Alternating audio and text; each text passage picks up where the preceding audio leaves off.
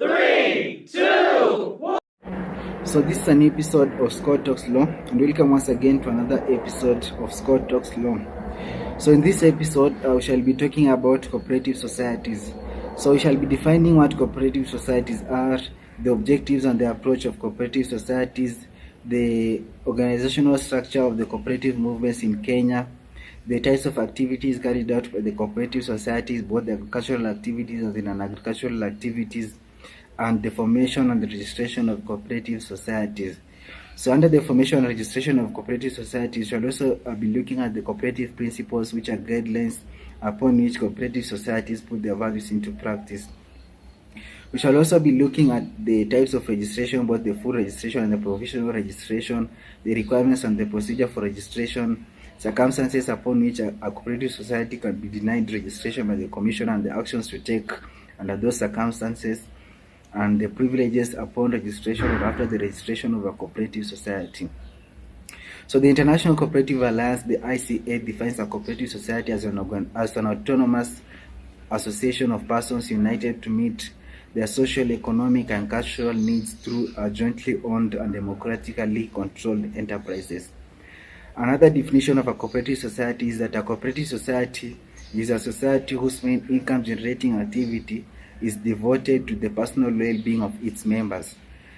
So the income generating activity of the society should be centered to the personal well-being of its members in activities such as nurturing the skills of its own members. So a cooperative society should be involved in activities that will ensure that the members' skills, personal skills, are nurtured, and just to ensure general well-being and development of its members. Another definition of a cooperative society is that a cooperative society is a local organization established to meet local needs of its members.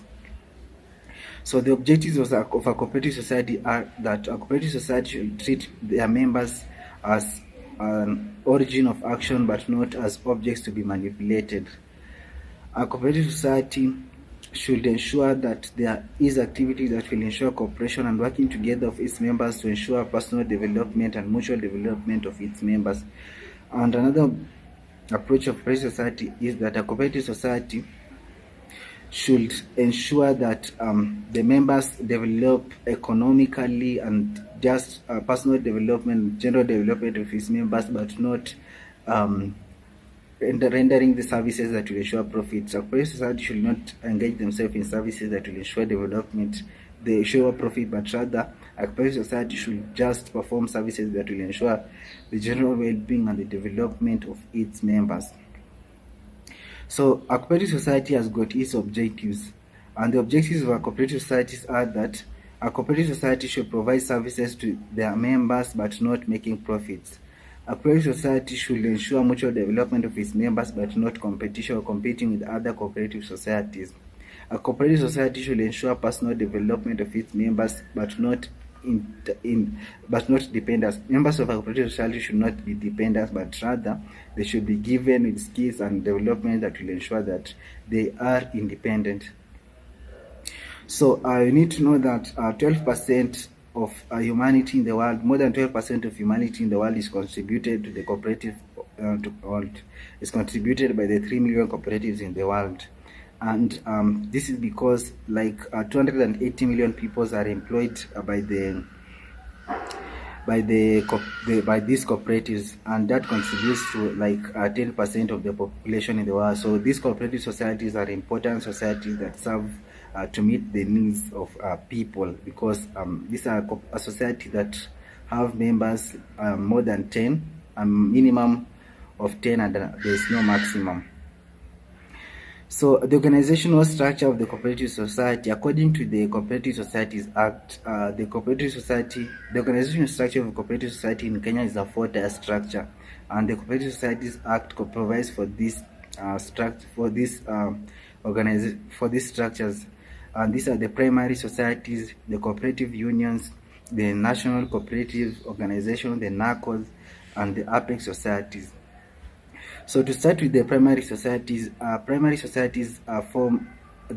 at the lowest structure of the cooperative societies, and this, as according to the Cooperative Societies Act, the primary societies are cooperative societies whose membership is limited to individuals. So members of cooperative society are those members who have common interests. So these members with common interests will come together and unite to meet those interests so that they can minimize their costs. So the main objective of coming up with these primary societies is to curb or minimize the costs of members or the cost of working as individuals. So we'll get that when they work as a group, they curb the costs and they get more profit. So these members will come together, they'll pull together their interests and work together as a team to curb or minimize their costs. So the primary societies provides their members with the advantages of economic of sale in areas such as transportations, processing and marketing and other beneficial services. So they provide members with advantages of economic of sale. So an example is where the artisans come together, they buy goods in bulk and sell them in bulk. So when they buy goods in bulk, they get high discounts as compared to when they buy goods as individuals. When they sell those goods, they get a profit and they have a high discount. So that is an advantage of primary societies. And primary societies can also engage themselves into circles, the saving and credit cooperative societies that will ensure that they are saving. The members of that cooperative societies are provided with credits and money at lower interest rates as compared to other financial institutions that do offer money to members at higher interest rates.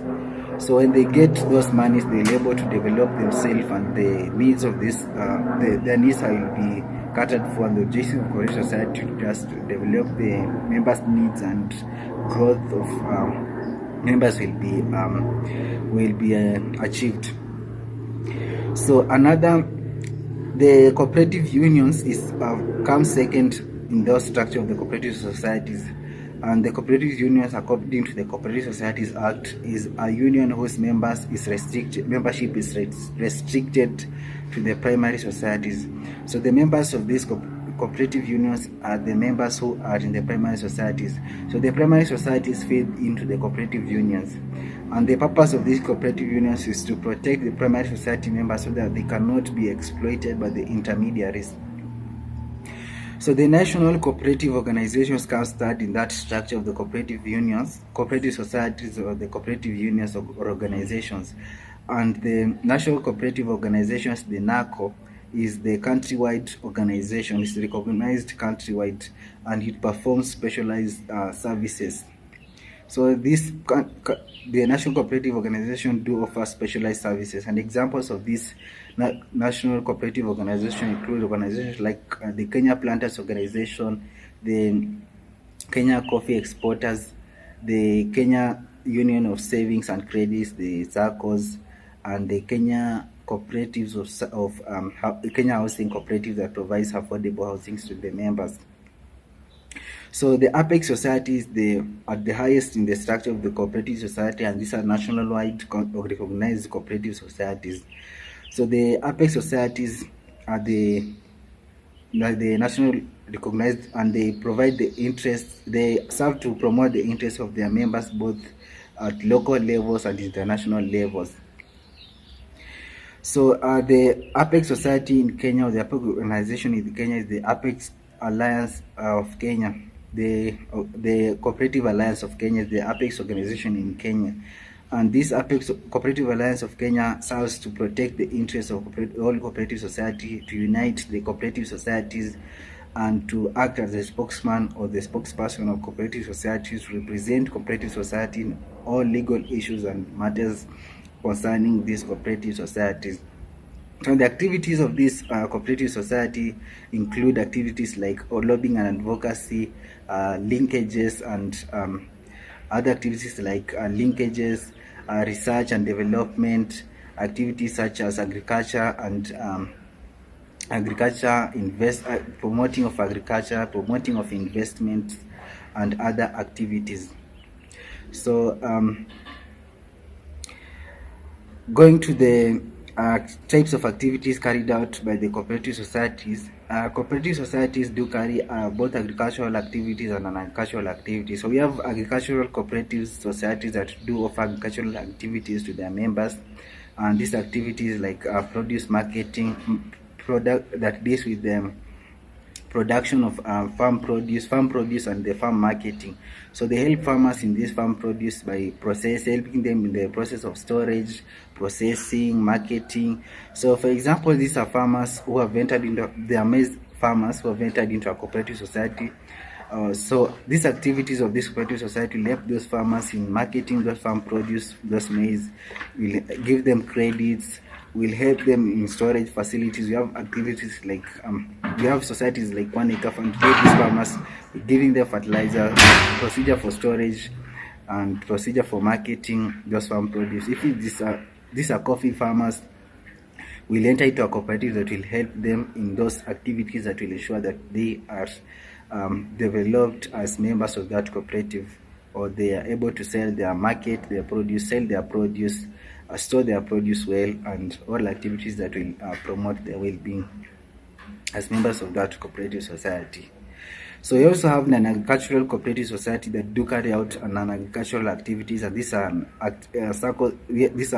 societies like the SACCOs, the saving and credit cooperatives, the producer cooperatives, the consumer cooperatives, the housing cooperatives that provides members with houses at lower rates, the services cooperative societies that provide services like the housing services, like transportation and all other services that are involved, and multi-purpose cooperative societies that do perform a wide range of activities. So those are activities carried out by the cooperative societies. So under formation and registration of a cooperative society, according to the Section 4 of the Cooperative Societies Act, upon a cooperative meeting its objectives, when the cooperative has met its objective that it serves the welfare of its members, and it has incorporated within its bylaws the cooperative principle, the commissioner shall proceed to register that cooperative society. So the cooperative principles are guidelines upon which cooperative societies put their values into practice. And these are principles like open and voluntary membership. A cooperative society should provide open and voluntary membership, that every member should be free to join that cooperative society and should not be forced to join that cooperative society, and should be free and open to everyone.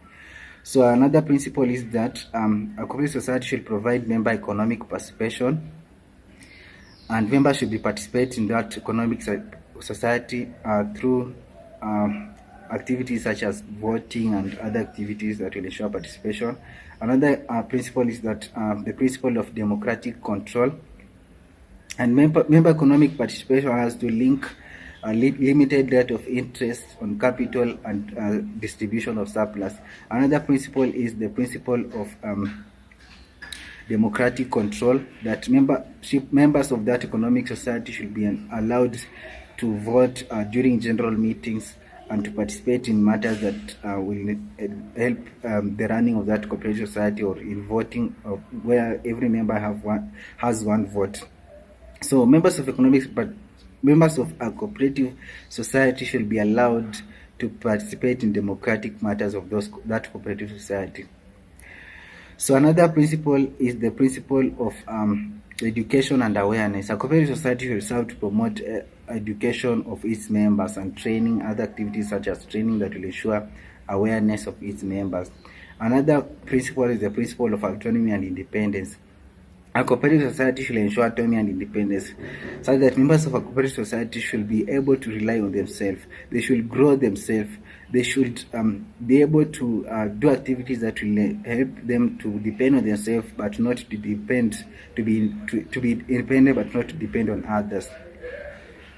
So it will also ensure autonomy and independence. So another principle is that a cooperative society should ensure that there is concern for the community. The purpose of this cooperative society should serve the community and the interests of the community, and it should ensure the concern for the community.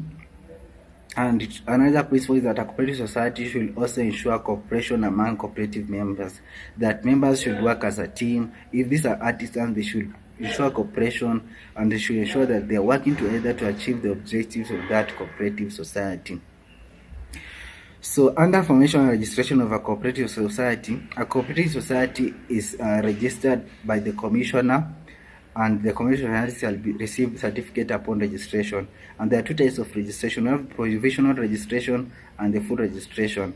So the provisional, when the cooperative society has not fulfilled all the requirements for registration, that is when their acts their bylaws do not comply with the acts, then the commissioner shall proceed to give that partial registration. So when the commissioner denies to register a cooperative society can appeal that decision of the commissioner to the minister. And when the cooperative society is aggrieved by the decision of the minister, then that cooperative society can appeal that decision to the High Court and to seek the redress of the High Court, which the High Court can respond to those issues that will, if indeed it has met the requirements for registration, then it shall be registered by the order of the court. So upon registration of a cooperative society shall enjoy the privileges for registration, such as having a body corporate, holding movable, having power to hold movable and immovable property of any interest, power to sue and be sued, power to enter into contracts, and other privileges. So that is about cooperative societies. We are going to look at the rights, and we shall look at the rights and duties of cooperative society in the coming episode. So just stay tuned and subscribe to Scott's Legal channel.